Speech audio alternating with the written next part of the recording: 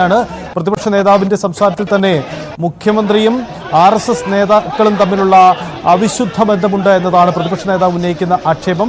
പ്രതിപക്ഷ നേതാവ് ഇപ്പോഴും ശിവദാസ മേനോന്റെ തെരഞ്ഞെടുപ്പ് പ്രചരണത്തിൽ LK അദ്വാനി പ്രസംഗിക്കുന്ന പടം എന്റെ അടുത്തുണ്ട്. ഞാൻ കാണിച്ചു തരട്ടെ. ഇതെല്ലാം എന്റെ അടുത്തുണ്ട്. നിങ്ങൾ പൊക്കി കാണിച്ചതുപോലെ ഞാൻ എന്തിനാ പൊക്കി കാണിക്കുന്നത്? എല്ലാ പടവും ഉണ്ട്. പിന്നെ ഒരു ചോദ്യം ചോദിച്ചു ഒച്ചയില്, ഈ അൻവർ പറഞ്ഞതിന് ഞാൻ തള്ളി പറയുന്നുണ്ടോന്ന്. 150 കോടി. അപ്പൊ ഞാൻ എന്നോട് പത്രക്കാരി ചോദിച്ചത്. അപ്പൊ ഞാൻ പറഞ്ഞു, അന്ന് ആ ആരോപണം ഉന്നയിച്ചപ്പോ നിങ്ങളെല്ലാം ഇരുന്ന് ചിരിച്ചു.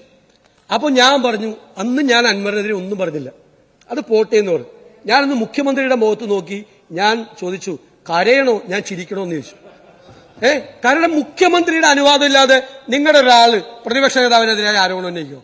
അപ്പൊ ആ മുഖ്യമന്ത്രിയാണ് അൻവറിനെ കൊണ്ട് എനിക്കെതിരായിട്ട് ഇതുപോലത്തെ ഒരു മൂന്നാംകിട ആരോപണം അയപ്പിച്ചല്ലോ. മുഖ്യമന്ത്രി അറിയാതെ അങ്ങിരിക്കും മുഖ്യമന്ത്രി അറിയാതെ ഏതെങ്കിലും നിങ്ങളുടെ മെമ്പർ ആ പ്രതിപക്ഷ നേതാവിനെതിരെ ആരോപണം ഉന്നയിക്കും. അപ്പൊ ഞാൻ ഇന്ന് ഏറ്റവും സന്തോഷവാനാണ്. ആ അൻവർ, മുഖ്യമന്ത്രി എനിക്കെതിരായി ഉപയോഗിച്ച ആ അൻവർ ഈ മുഖ്യമന്ത്രിക്കെതിരായി ഗുരുതരമായ ആരോപണങ്ങൾ ഉന്നയിക്കുമ്പോൾ ഏറ്റവും സന്തോഷവാനാരാ?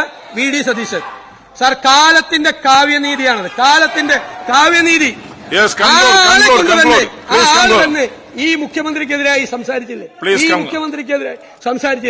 സാർ, ഞാൻ അവസാനിപ്പിക്കുകയാണ്. നിങ്ങൾ ഈ ഉദ്യോഗസ്ഥന്മാരെ കയറൂരി വിട്ട് ഇപ്പോഴും സംരക്ഷിച്ച് ചേർത്ത് നിർത്തിയിരിക്കുകയാണ്. ഒരു നടപടിയും ആൾക്കെതിരെ എടുത്തിട്ടില്ല. അയാൾ ഈ പോലീസ് സംവിധാനത്തിൽ ഇരുന്നുകൊണ്ട് ഈ കേസുകളെല്ലാം അട്ടിമറിക്കും.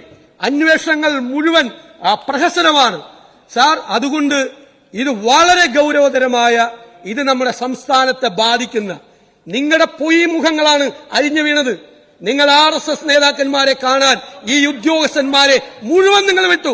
നിങ്ങളൊരു പഴയ DGPയെ വിട്ടല്ലോ നിങ്ങൾ അമിത്ഷായെ കാണാൻ. ആവശ്യത്തിന് ഞങ്ങളെ കൊണ്ട് പറയിപ്പിക്കണ്ട. എല്ലാ കാര്യങ്ങളും പറഞ്ഞാൽ ഇത് പോവും സാർ. ഇത് കേരളത്തിന് അപകടകരമായ രീതിയിൽ പോകുന്നു. ഇവര് RSS-ആയിട്ട് ബന്ധപ്പെട്ട ഞങ്ങൾക്ക് എന്താ? 77 RSS-ഉം സംഘപരിവാറും ഒരുമിച്ച് മത്സരിച്ചപ്പോ 140-ൽ 111 സീറ്റുമായി CPI-ക്കാർ കൂടി ഉണ്ടായി. നമുക്കെതിരെയാണ് ഇവര് മത്സരിച്ചത്. RSS-ഉമായിട്ട് ചേർന്ന് നമ്മൾ 111 സീറ്റുമായിട്ട് അധികാരത്തിൽ തിരിച്ചു വന്ന ഒരു കാലമുണ്ട്.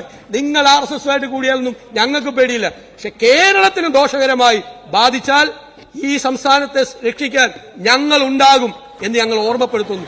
ഇത് തീക്കളിയാണ്, നിങ്ങൾ ചെയ്യുന്നത് തീക്കളിയാണ് എന്ന് ഞങ്ങൾ ഓർമ്മിപ്പിക്കുന്നു.